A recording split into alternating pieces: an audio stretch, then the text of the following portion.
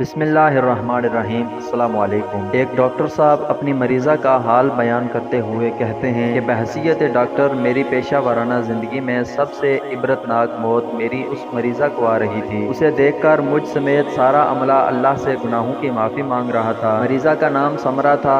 سمرہ کو فالج کا اٹیک ہوا تھا۔ فالج کے اٹیک کی وجہ سے سمرہ کا دل سکڑتا جا رہا۔ بطور ڈاکٹر میں جانتا تھا کہ سمرہ کا بچنا اب ناممکن ہے، لہٰذا میں نے اپنی مریضہ سمرہ کے بیٹے مسعود کو بتا دیا تھا کہ آپ کی والدہ کے پاس فقط ایک ہفتہ ہے، میں ادویات لکھ کر دے دیتا ہوں، آپ انہیں گھر لے جائیں، جب تکلیف ہو تو دوا کھلا دیں۔ میری بات ابھی مکمل نہیں ہوئی تھی کہ پہلے مسعود کی بیوی اور سمرہ کی چہتی بہو بول اٹھی تھی، نہیں، سمرہ کو گھر نہیں لے جا سکتے، سمرہ جب تکلیف کی شدت کی وجہ سے آہ و بکا کرتی ہے تو میری نیند خراب ہو جاتی ہے اور بچے بھی ڈر جاتے ہیں۔ سمرہ کی بہو کے سمرہ کے بارے میں کہے گئے الفاظ سن کر بے اختیار میرے ہاتھ کانوں تک گئے تھے۔ میرے منہ سے استغفر اللہ نکلا تھا۔ میں مسعود کی طرف دیکھا جو سر جھکائے بے بس کھڑا تھا، جیسے بیوی کے فیصلے کی تائید کرنے کے لیے ہمت جمع کر رہا ہو۔ جب مسعود مخاطب ہوا تو اس نے اپنی ماں کے لیے الفاظ میں اپنی بیوی سے بھی کم ہمدردی جتائی۔ کہا کہ جب میری ماں مر جائے تو مجھے کال کر دینا، میں عیدی والوں سے کہوں گا، وہ لاش وصول کر لیں گے، جبکہ آپ کی فیس آپ کو کل مل جائے گی۔ اور پھر واقعی ہی کل ایک بلینک چیک میری میز پر تھا۔